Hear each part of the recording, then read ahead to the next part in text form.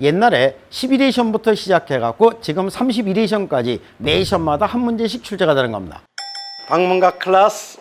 외국인 부동산 취득 등에 관한 특례입니다. 매 시험마다 고정적으로 한 문제씩 출제가 되는데 여기서 이제 알아두셔야 되는 건 외국인 등이고 그 다음에 부동산이고 취득 등입니다. 외국인 등 하면은 몇 명? 뭐 책에는 이게 여러 가지로 이렇게 구분이 되어 있는데 그냥 딱 5가지로 정리하시면 됩니다. 첫 번째, 국적을 기준으로 대한민국 국적을 갖고 있지 않으면 당연히 외국인이죠. 두 번째는 근거법을 기준으로 외국의 법령에서 설립된 법인 또는 단체는 외국인이고 사람을 기준으로 사원의 2분의 1 이상, 업무를 집행하는 사원의 2분의 1 이상이 외국인에 해당되는 법인 또는 단체는 외국인이고 돈을 기준으로 자본금의 2분의 1 이상, 의결권의 2분의 1 이상을 외국인이 갖고 있는 법인 또는 단체는 외국인이고 기타 외국 정부라든가 국제기구는 당연히 외국인에 해당이 되는 거죠. 그러니까 이거를 줄줄이 외우지 않더라도 객관식이니까 찍을 수 있겠죠. 국적을 기준으로, 근거법을 기준으로, 사람을 기준으로, 돈을 기준으로, 기타 이렇게 정리하시면 되는 겁니다. 그 다음에 부동산이니까는 뭐가 부동산이다? 토지와 건축물. 그러니까 건축물을 취득하는 경우에도 이 특례가 적용된다는 얘기입니다. 취득이니까 취득의 반대말은 뭐다? 이전하는 경우는 적용되지 않는다. 쉽게 생각하시면은 외국인이 우리나라에서 부동산을 사는 경우에는 적용되는데 갖고 있는 부동산을 팔고 지들 나라로 가는 경우에는 적용되지 않는다. 외국인이 국내 부동산을 취득하는 경우는 사후 절차로서 신고를 해야 되는 규정과 사전 절차로서 허가를 받아야 되는 경우가 있게 됩니다. 신고를 해야 되는 경우는 2가지 경우로 나눠지게 되는데 60일 이내에 신고해야 되는 경우와 그 다음에 6월 이내에 신고를 해야 되는 경우 이렇게 이제 2가지로 나눠지게 됩니다. 그러면은 문제가 나올 때 이거 2개 이렇게 X자로 바뀌어서 틀린 문제가 자주 출제가 되겠죠. 실제 시험에서 상당히 자주 출제가 되는 이런 유형에 해당이 됩니다. 계약에 의해서 부동산을 취득했을 때는 계약 치기로부터 60일 이내에 신고해야 되고 위반했을 때는 300만 원 이하의 과태료 처분서에 해당이 됩니다. 그런데 이 계약은 매매 계약도 있을 수 있고 교환 계약, 증여 계약이 있을 수 있겠죠. 그런데 외국인이 국내 부동산을 매수했을 때는 매매 계약으로 취득했을 때는 내국인에게 적용되는 뭘 해야 됩니까? 부동산 거래 신고를 해야 되는 거죠. 부동산 거래 신고를 했을 때는 외국인 부동산 취득되어가는 특례한 신고는 한 것으로 본다. 안 해도 된다는 얘기입니다. 그런데 부동산 거래 신고는 며칠 이내에 신고해야 됩니까? 이게 30일에 신고하는 걸로 바뀌었죠. 외국인 부동산 취득에 관한 특례는 60일에 신고합니다. 그렇기 때문에 외국인 부동산 취득에 관한 특례에서는 여기 계약 해놓고서 매매 계약은 제외한다. 이렇게 이제 규정이 되어 있게 됩니다. 그러면 매매는 신고하지 않아도 되느냐? 그게 아니라 매매는 부동산 거래 신고를 해야 되니까 이거는 30일 내에 신고하는 거지 60일 내에 신고하는 게 아니란 얘기입니다. 그래서 이제 요거를 주의해서 알아두셔야 되는데 외국인이 국내 부동산을 매수했을 때는 매매 계약으로 취득했을 때는 내국인에 적용되는 부동산 거래 신고제니까 며칠? 30일 내에 신고해야 되고 매매 계약 외에 교환 계약이나 증여 계약으로 취득했을 때는 부동산 거래 신고제 적용이 안 되죠. 그러니까 요거는 60일 이내에 신고를 해야 되는 겁니다. 그래서 지금은 요거 2개를 잘 구분해서 알아두셔야 되고 그 다음에 계약 외의 원인에 의해서 부동산을 취득하거나 계속 보유하고자 하는 경우는 6월 이내에 신고를 해야 됩니다. 위반했을 때는 100만 원 이하의 과태료 처분서에 해당이 됩니다.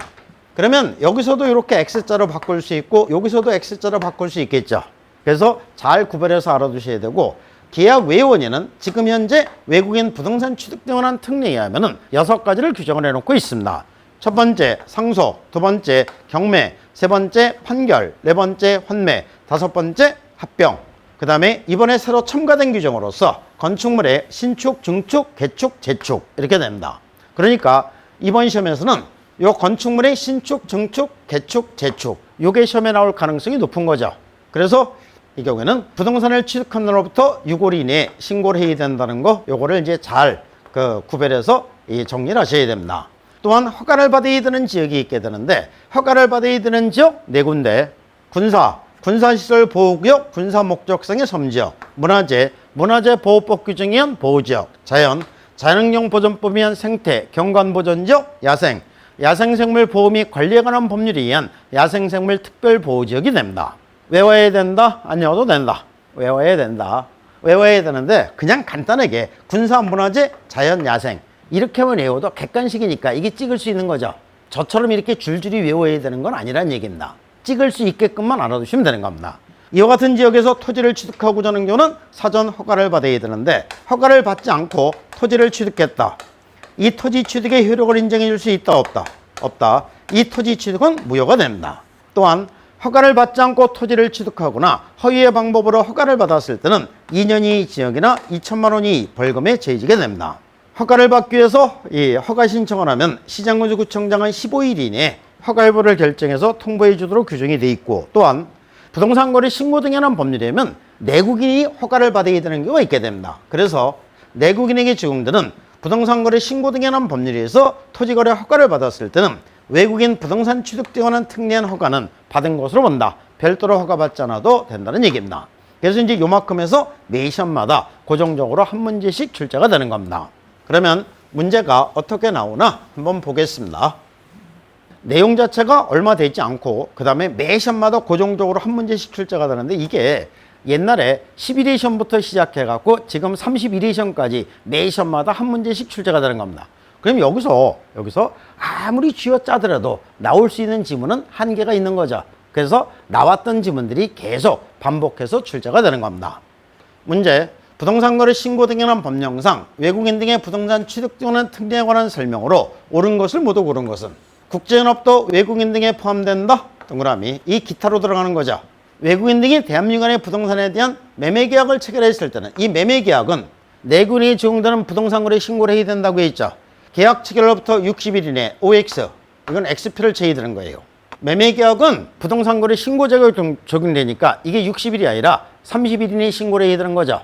외국인이 상속으로, 상속은 계약 외회원이죠. 계약 외회원에는 이 부동산을 취득한 날로부터 6월 이내 이렇게 가야 되는 거죠. 부동산을 취득한 때에는 부동산을 취득한 날부터 1년 이내, 1년이 아니라 6개월 X가 되고, 외국인이 수도법에 의한 상수도 보호구역, 상수원 보호구역, 이거 못 들어본 지역이죠. 그러니까 군사, 문화재, 자연, 야생 여기 안 들어가죠. 그러니까 허가를 받아야 되는 지역에 해당되지 않는 겁니다. 그래서 이 맞는 거는 기억 하나 이렇게 되는 겁니다. 그러니까 앞에서 설명한 이 외국인 부동산 취득 등에 관한 특례 전부 다 그 틀 안에서 나오는 거죠. 그래서 이 그거를 잘 알아두시면 매 시험마다 이제 고정적으로 한 문제씩 맞추시게 되는 겁니다. 이렇게 해서 한 문제 접근하면은 이 법령 및 실무 40문제 확보하는 게 그리 어려운 거는 아니라는 얘기입니다.